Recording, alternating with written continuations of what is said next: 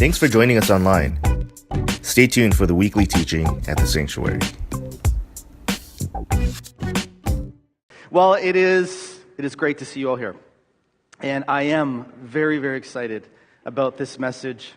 I think it's a powerful message. I can imagine when James delivered this 2,000 years ago in this small community, how it just sent ripple effects through the community, and how I hope it created a deeper bond of unity. And it is my hope that that message, which is just as powerful and relevant 2,000 years later to this very day, that it does the same for us.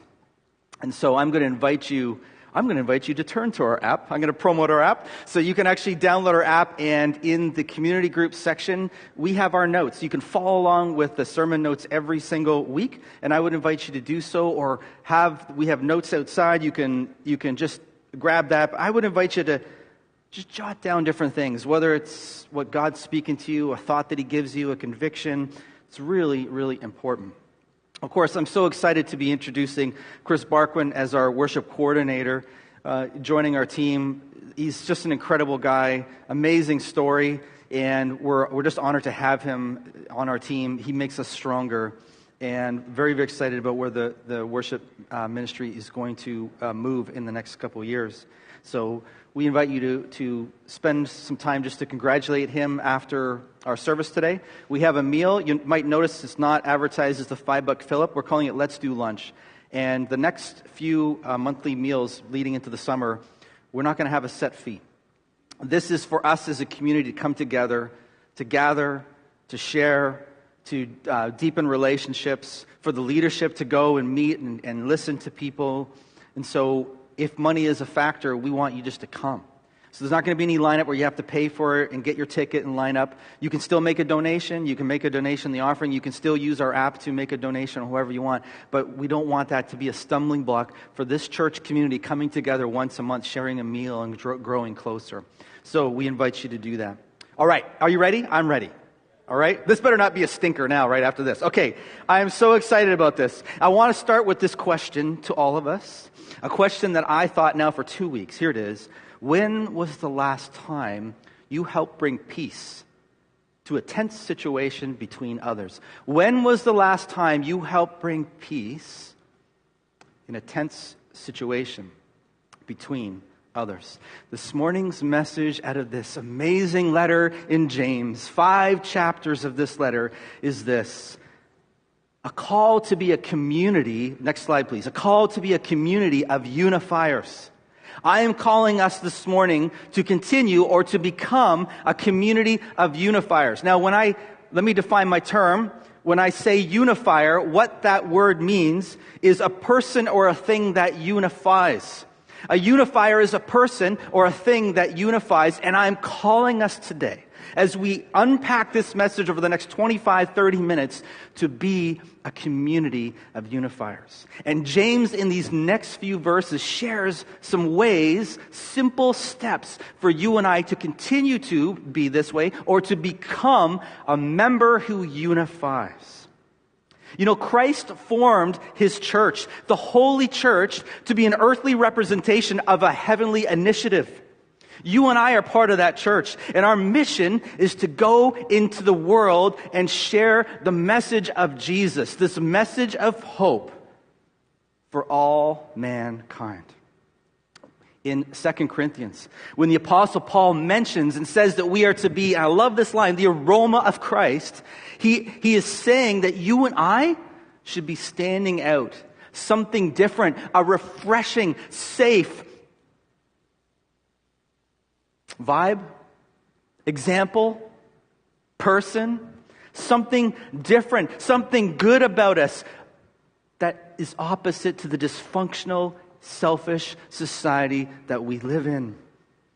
We are called to be different. We are called to be a good aroma of Christ, not a bad aroma of Christ.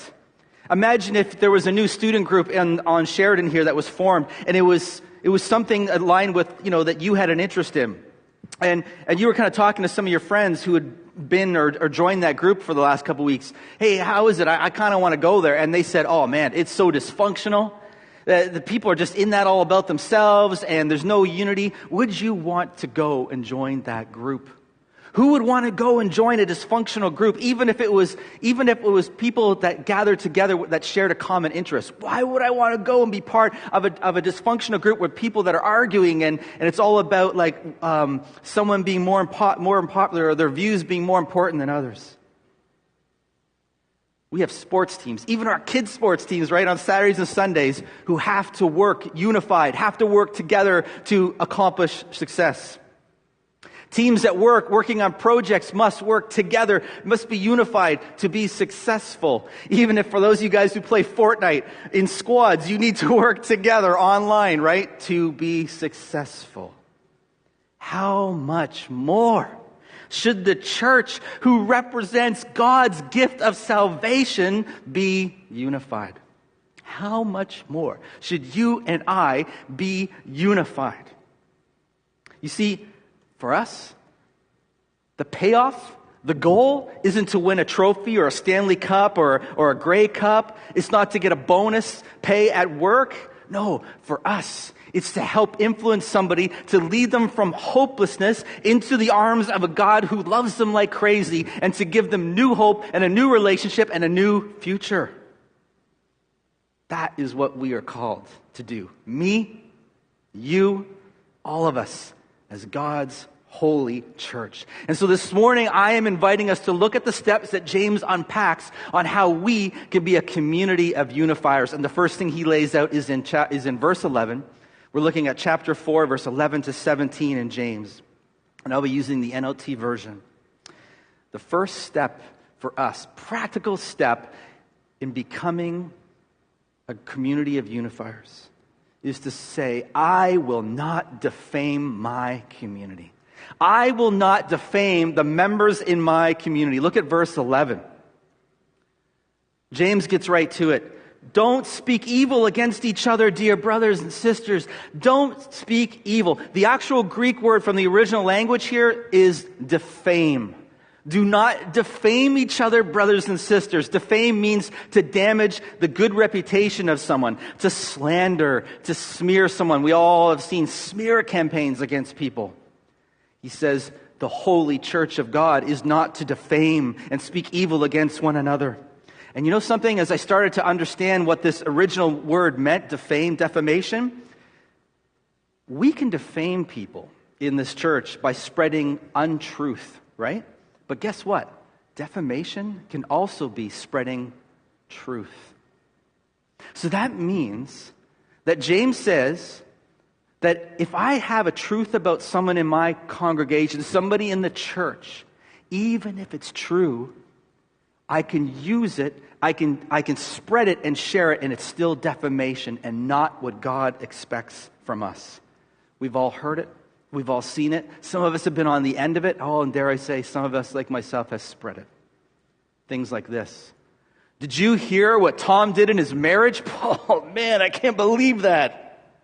Oh, she should leave him. You're lucky you weren't at church last week. Oh, my goodness, Kelly butchered the music. I don't like Reuben. I don't like him. He's such a fake friend to me. We hear the defamation that we throw out. And you know, James is telling us, he's cautioning us that the next time you and I think or have the idea that we want to share something, when we have dirt on someone in this community, when we decide to share it, he says, ask yourself this question: what will that person gain from you and I pushing out this information deeper into God's community? Another question: how will the church gain from what is about to leave my lips? And you know what? No matter how we try to spin it, how I try to justify it, you try to justify it, defamation, even if it's true, is for our gain, not theirs. We should not be a community of defamation. Now, we see these things in our society. We see smear campaigns every day on social media between politicians and celebrities. We see defamation, smear campaigns, and slander in the halls of our schools and in our workplaces.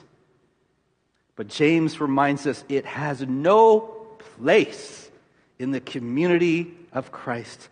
followers. James calls us to a higher standard because Jesus calls us to a higher standard as his children. You know, when you and I invite someone to join this community, to be here on a Sunday, to come into a small group, to come to an event that we're participating, I think we would agree that we are hoping that when that person comes in or that family comes in, that they would sense or have an experience of something different than what they get out there. Something different, something better, something authentic, something refreshing, something safe. Of course, James, I want to remind us, he's not calling us to perfection.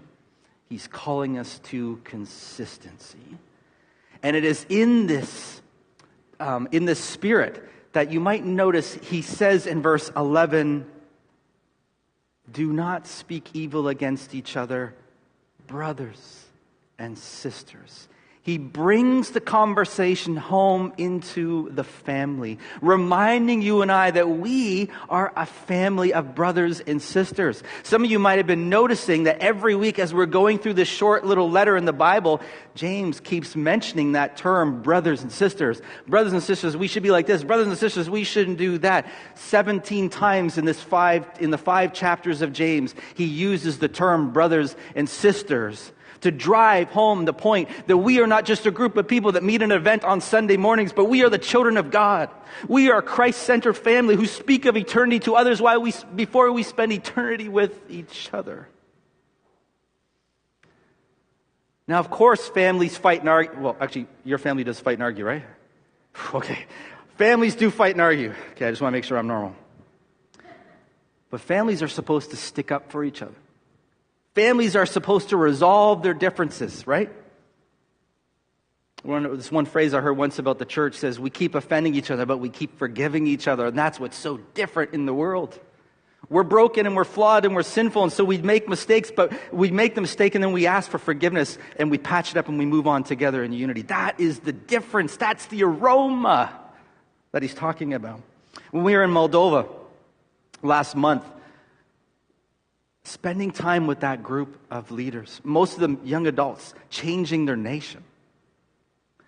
Here we have these people that are spending all of their time together. Their leadership, and they're dealing with really hard, difficult issues in a very, very impoverished and corrupt society with very little money for them. They're always struggling, these leaders, to make ends meet. They're always worried about the future. They always carry all this stress, but they work together constantly. And think about working long hours every day with people. You get frustrated, you disagree, you have arguments, and you know what? That's not the end of it. They don't just go home. They are also a church community. So as they're helping the poor and they're helping the trafficked people, then they're having meals together at night for their Bible studies, and then they're spending all Sundays together. They never stop meeting and gathering together. And yet in the midst of the stress and the busyness of life, they model something so beautiful. It's so different. It's so enticing. Christians, unified, loving each other. That is what James calls us to do. And it is here when he drops this command into the family of God. He reminds us of the royal law, which most of us know as the greatest commandment. The greatest commandment, for those of you who are unfamiliar with it, is this.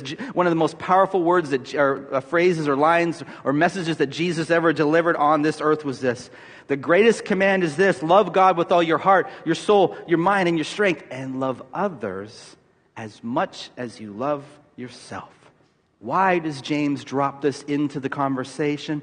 To remind you and I that when we accepted the amazing grace of God through Jesus' death and resurrection on the cross, you and I signed a new pledge to love God and to love others as we love ourselves. And honestly, some of you need to do a better job of loving yourself.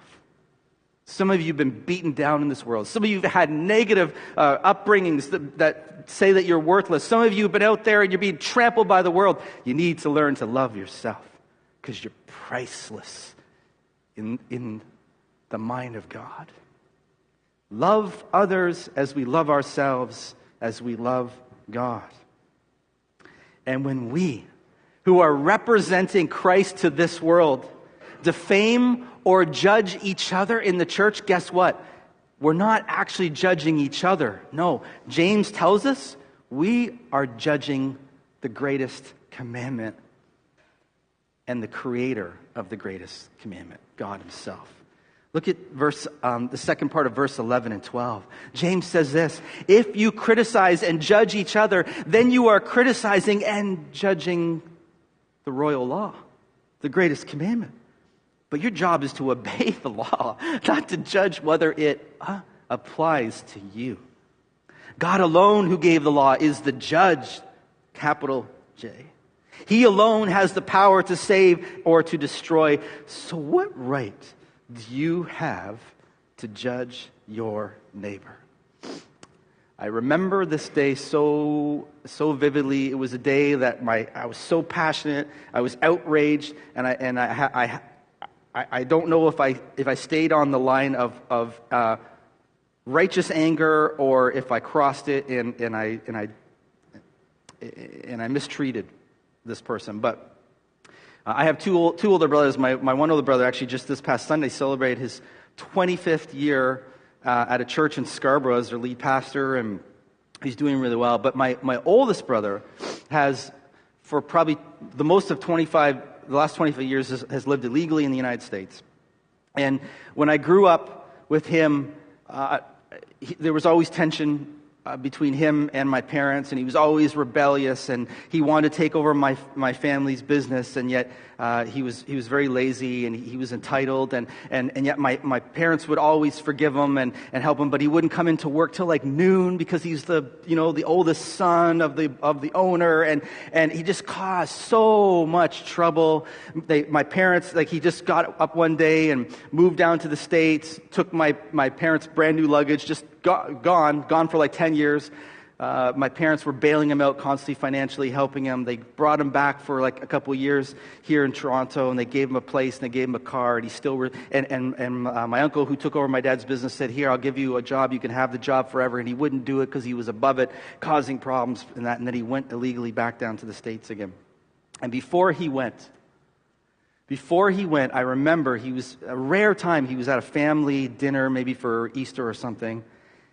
And at the table, he was going off about homeless people. And I was holding it in. I think my kids saw it. I was holding it in. Like, keep it together, Dad. Keep it together, Dad. Keep it together, Dad. Justice hits a button for me, injustice. And then he made this phrase, and I lost it. And he said, "They have perfectly good hands and feet to go and get a job. Why do they think that they need my handouts?" And I looked across the table and I thought, you have been a handout for your whole life from my parents. And I lost it. I lost it on them. And I think in some ways that's what James is referring to. We accept this wonderful grace that God gives us through his cross. John, all the stuff you've done in the past that you're embarrassed of, the stuff in your closet you don't even want anybody to know, I'm going to forgive that. And John, I'm going to forgive all the stuff that you're about to do. You haven't even done it yet, and so you're going to do some really stupid things. And I'm going to forgive you it all, because the cross is powerful enough to cover every sin. Thank you, Lord. Thank you. I take this. I need it so much. And I leave the foot of the cross, and I go and say, but I'm not going to forgive my sister. I'm not going to forgive my brother for what this little petty thing they did. Oh, they said something negative against me. Oh, I'm getting my book out. They're gone. They're off my list. It's like James is saying, don't be a hypocrite. For all of us as Christ followers, we have been forgiven much. We need to forgive much as well. So, in the words of N.T. Wright, anyone who does such a thing is thereby implying that the royal law, which applies to Christians, that they should love their neighbor as they love themselves, does not apply to them. They are above it. They can look down on such petty standards from a great height. Let this sink in for a moment. The call not to defame and judge and slander our brothers and sisters, because then If we do, we create disunity in the church, and we criticize God himself, saying, that standard isn't required for me. I'm above your greatest commandment. Think about that. 2 Fridays ago, Joanne, myself, Andrew Lammy were sitting in this very room with Keith Weiser, the pastor of the largest campus church planting organization in the United States, and our friend Robin from Lift Church. We invited him to come and share. And here, Robin from Lift and Joanne and myself and Andrew from the Sanctuary were sharing to Keith our 2 crazy stories of what God is doing with churches on campuses. And Keith was amazed. Here's a guy who's had so much success in the States with his churches, and they're looking at planting a church coming up into Winnipeg or Western Canada. And they wanted to hear right here where it's the most difficult place to plant churches. And he came in and he was so amazed at what God was doing here, the stories. And you know what? As our conversation was shifting and we were excited and we were learning from each other, all 5 of us then came aligned in this conversation. We became mindful of the devil's attack because he opposes every single thing you and I do in the name of Jesus on this property.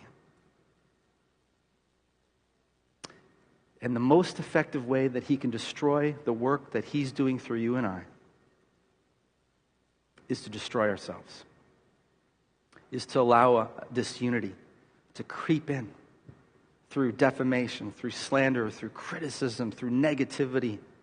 We cannot be a community of that. God has called his children above that. Second step on how we can become unifiers in this community is that we will practice humility. We will practice humility. You see, the best way to prevent ourselves from being critical of others is to develop a humble disposition. It is much harder to be critical and defame others when we know the truth of ourselves. Isn't that true? It's so much harder to be critical of others when we look in the mirror and realize how much we've been forgiven.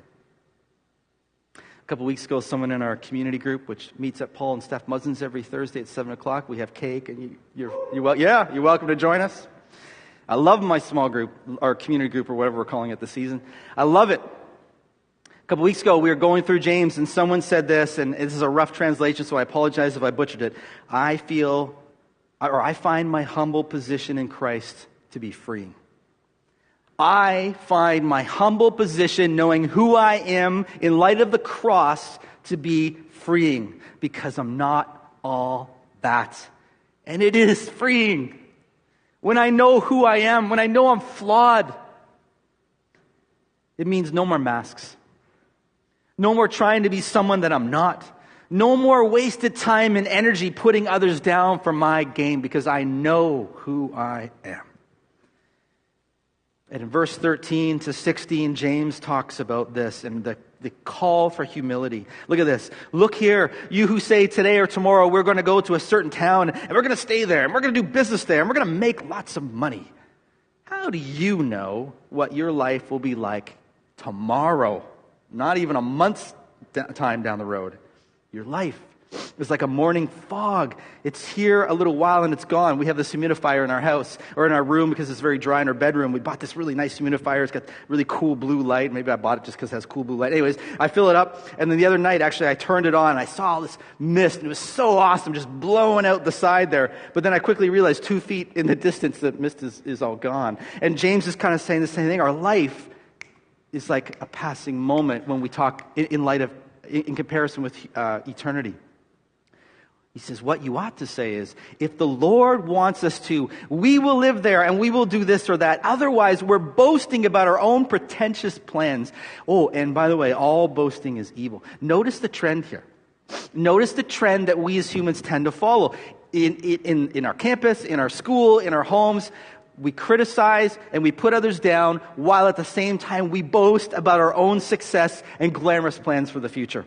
By the way, he's not saying that having a strategy, having a vision is wrong. God's an orderly God. He expects us to be orderly, to have a plan. But we need to make sure it's God's plan. And we need to make sure we're watching God move. And if he changes the plan, we need to realize the road from my plan or God's plan. I'm going this, because this is where success is. Think of the person. We don't know about the future. Life is like this. Think about the person who's living in poverty and they land that winning lottery ticket. Life changed. Flip side, think about the successful, rich, wealthy CEO. They come out of their doctor's office and find out they have 12 months to live. Life changed like that. We don't know what tomorrow will bring. And so we need to be people of humility.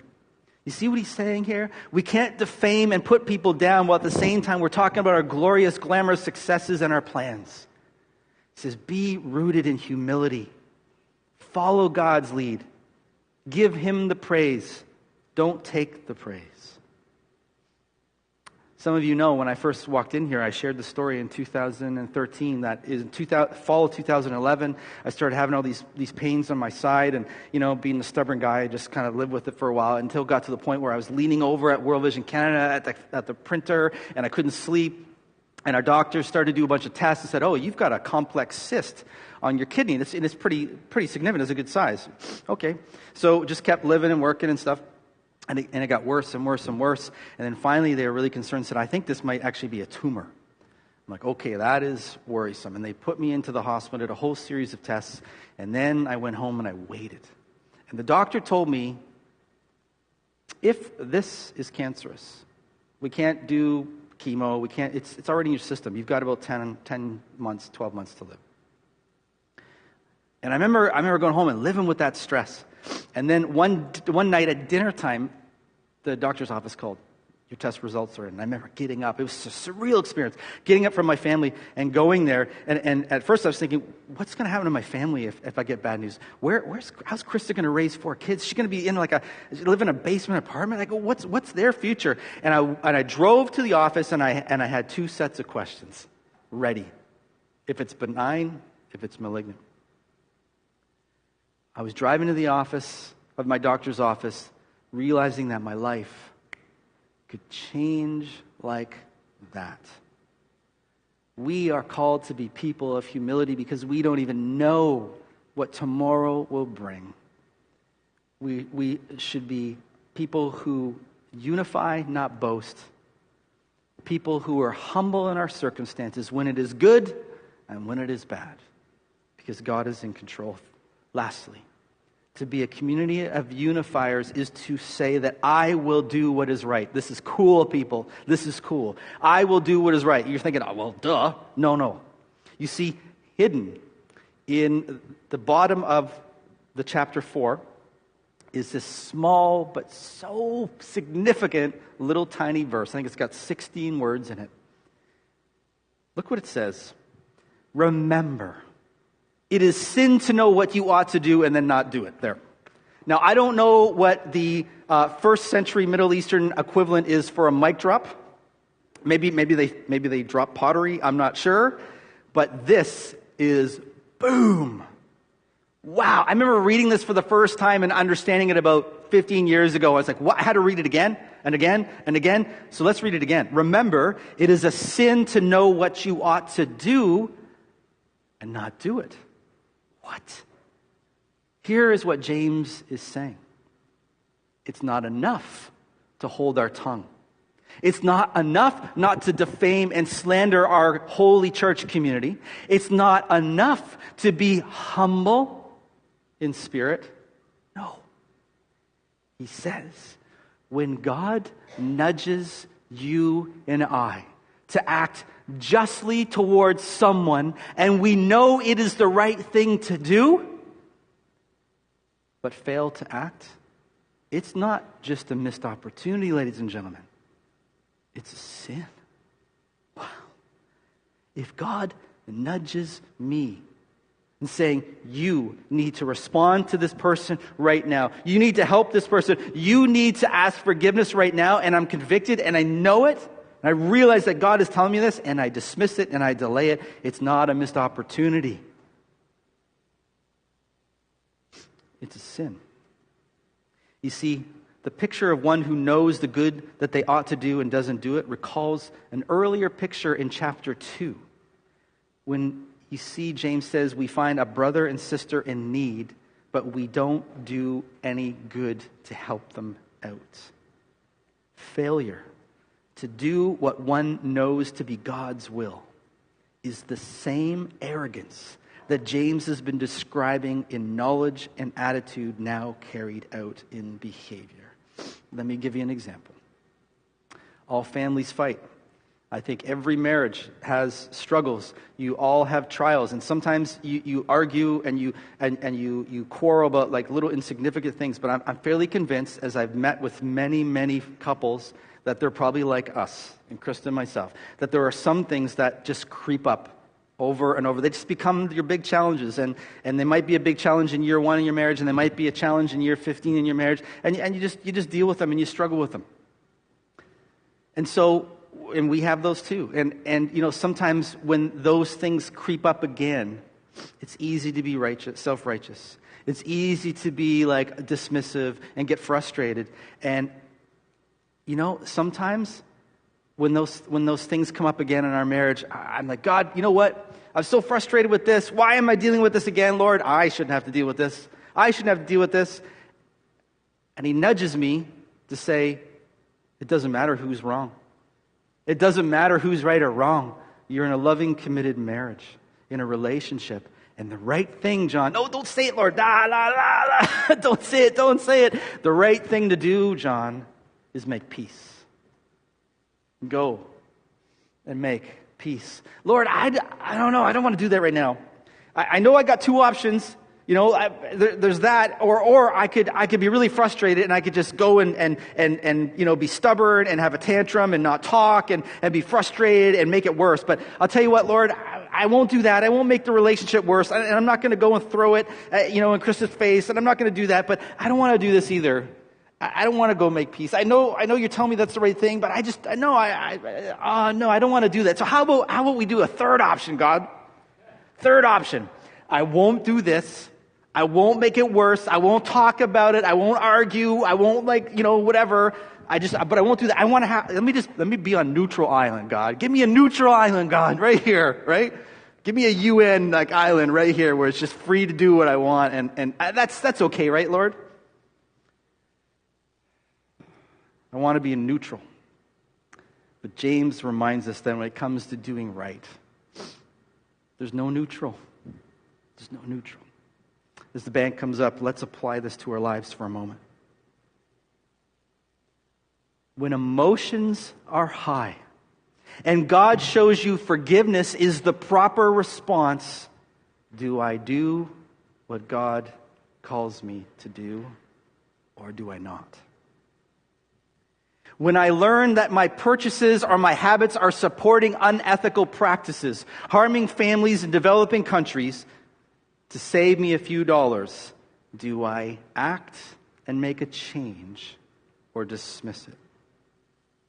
When someone is being mistreated or slandered, and I know as I see it, God is saying, you need to speak up. You need to go and help that person. Do I speak up, or do I remain silent and turn away?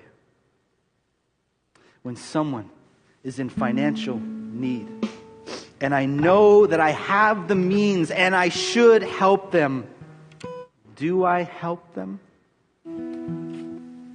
Or do I just get busy with something else? We are called to be a community of unifiers.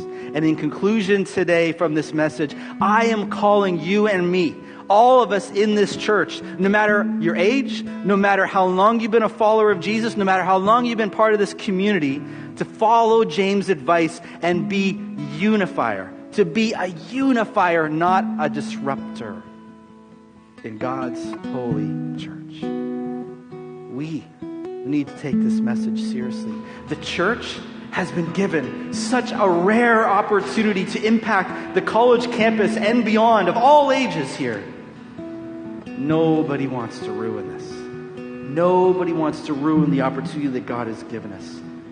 And so the way that we treat each other may be the difference between a growing, vibrant church on this campus and a dysfunctional, disappearing one. So we're going to give you a moment here. We're going to stop, plant here for a second. The band is going to be playing. The words of the song are not going to be put up for the first little while. We want you in just silent meditation to be thinking about this. Ask God to search your heart. Say, Lord, am I a unifier in your church? Or am I bringing disunity and criticism to people? Do I speak words of life when you nudge me, Lord? Or do I remain silent?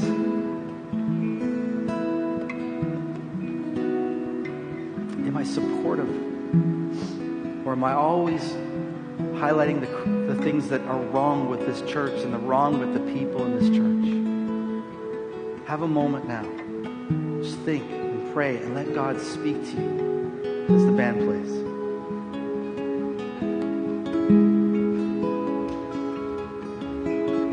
As you remain seated and as the band walks us into our final song, I'm going to ask our church to make a pledge in a minute, but not quite yet. I feel convicted to this. If you are here this morning and you haven't accepted Jesus, if you're not a follower of Jesus, I'm here to say something to you. This community, we're flawed, we're broken, we sin, we make mistakes, but we know it. And this is a safe community. A community where we make mistakes, but we forgive. A community where we have a common bond of grace under the cross of Jesus. If you are beaten down by what you get fed out in that world, from people disappointing you, from people looking out for number one and discarding you, I invite you to join God's family here. You can do so by asking Jesus. It's so simple yet life-changing. Lord, forgive me. Come into my life. Lead me. Let me become a child of you, and you become a member of this community, cared for, loved, full of hope. And I invite you to make that decision today. And then you, along with us, can make the pledge that I'm going to invite all of us to make. If God has pierced your heart, if God has challenged you, convicted you today, I ask you to stand up, to repeat this pledge with me before the band leads us. Pledge, please. Here we go. I vow to my church family that I will not defame anyone, but in humility will seek to be a peacemaker, living out what is right and beneficial for God's church. Amen, everybody. Amen.